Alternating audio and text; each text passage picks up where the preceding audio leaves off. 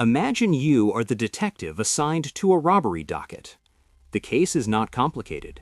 A Johannesburg cash-in-transit heist. 4 gunmen, 2 vehicles, 1 guard dead at the scene. The money, 1.4 million rand in unmarked notes, gone. You open the file. You read the witness statements. You study the forensic report. And then you notice something. The responding officer's notes are immaculate. Every timestamp precise, every detail cataloged with a thoroughness that borders on artistic. The kind of police work that makes prosecutors' jobs easy. The responding officer's name is on the cover sheet. Detective Sergeant Nkosinathi Dlamini. You will come to know that name. But here is what you do not know yet. Sitting at your desk, coffee going cold, morning light cutting through the Venetian blinds of the Serious and Violent Crimes Unit. The man who wrote this case file was standing 40 meters from the heist when it happened. He was not there to respond. He was there to watch it go right. KwaMashu is a township north of Durban that the apartheid government built to keep black South Africans out of the city. By the early 90s, it is dense, combustible, and largely ungoverned. Nkosinathi Dlamini grows up in Block D, third of 5 children. His mother is a domestic worker. His father drives a delivery truck until a workplace accident takes 2 fingers and eventually his livelihood. Nkosinathi is not exceptional at school. He is not a troublemaker either. He occupies the middle distance, watchful, quiet, absorbing. What he is, from a very young age, is observant. Neighbors notice it, teachers note it in his reports. He watches things, remembers them, reconstructs them later with unsettling accuracy. In 1994, the year Nelson Mandela walks to the ballot box, Nkosinathi turns 21 and watches the country try to rebuild itself from scar tissue.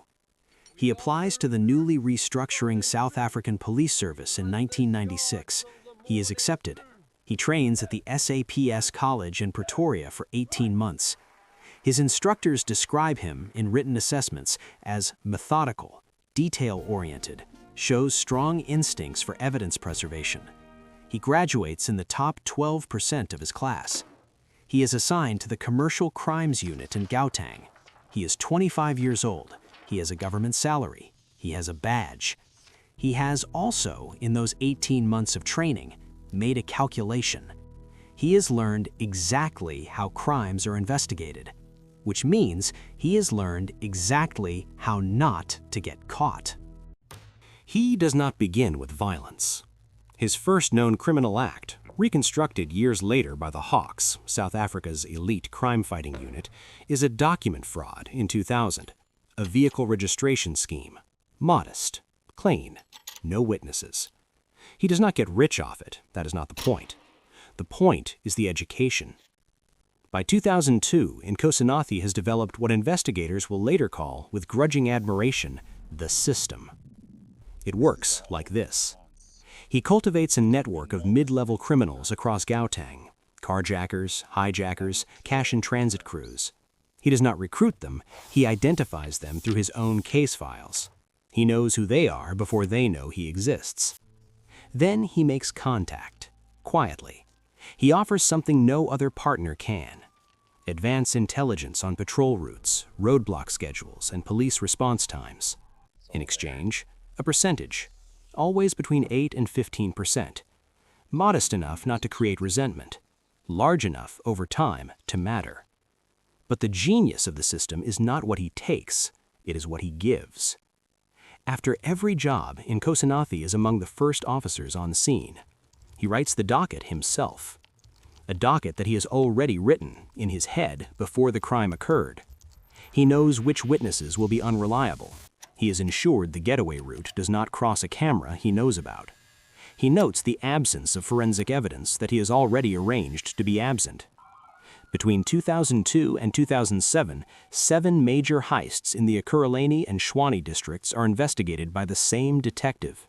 7 dockets, 7 cold cases, 7 perfect reports. Nobody flags it, not once, because the reports are not suspicious, they are extraordinary. You do not investigate a detective for doing brilliant police work. That is the system. That is the gimmick. That is the poetry of it. In 2007, Nkosinathi Dlamini is promoted. Detective Sergeant becomes Detective Warrant Officer, a merit promotion, cited for exceptional case closure rates, thorough investigative documentation, community trust.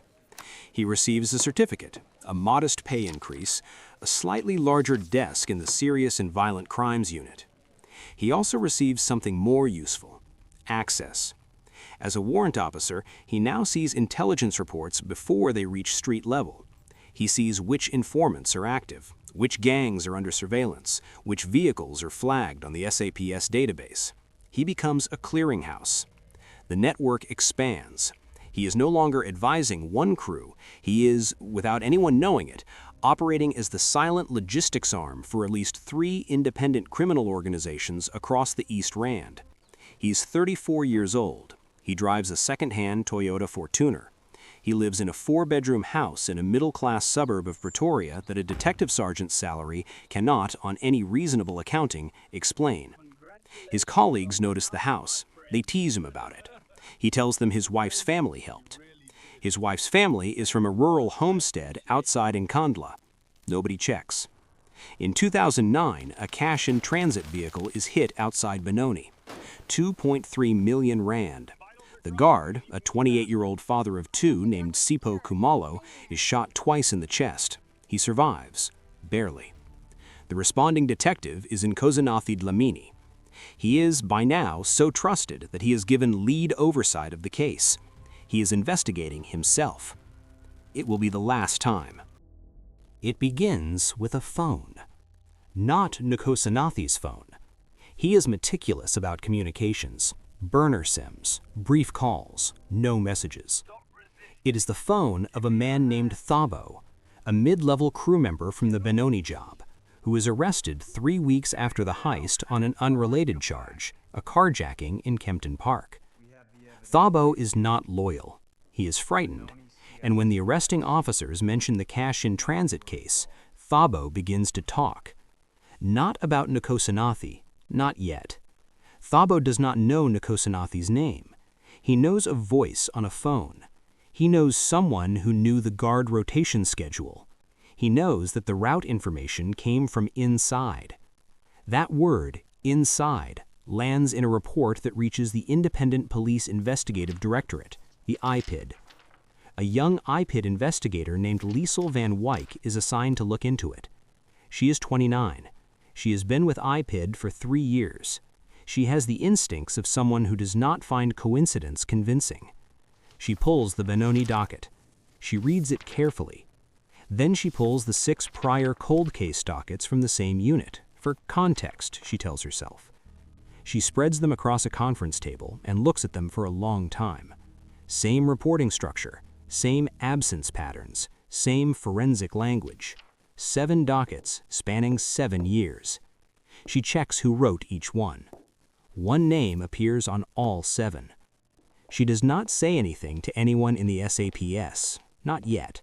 She has read enough dockets to know that the building has ears. She opens a parallel file under a classified reference number. She calls it, internally, simply the docket. She begins watching Nkosinathi Dlamini on a Tuesday morning in November 2009. He does not know, but something in him, some instrument honed by a decade of paranoid precision, shifts. He cancels 2 meetings that week. He does not make his usual Tuesday call. They come at 6:14 in the morning. Not the SAPs, IPID officers with a Hawks escort. Liesel van Wyk is in the second vehicle. She has spent 4 months building a case from the outside in, because going through the SAPs meant going through people Nkosinathi had access to. The charges? 7 counts of corruption, 2 counts of defeating the ends of justice, 1 count of accessory to murder, a guard who did not survive a 2004 heist that Nkosinathi had helped plan and then investigated, a guard whose name is in a docket that Nkosinathi himself signed. They knock at 6:14. He answers the door in his uniform. He was already dressed, already standing. He knew. Not that it was today. He knew it was coming.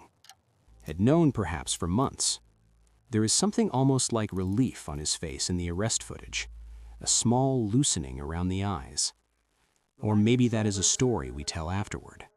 Maybe he is just tired. His wife stands in the hallway behind him in a dressing gown, their daughter, 9 years old, peering around the kitchen doorframe. He says nothing when they read the charges. He says nothing when they cuff him. He looks at his daughter once. Then he walks to the car. The trial runs for 19 months. His defense argues selective prosecution. Systemic corruption within SAPS means he cannot receive a fair trial within the same institution.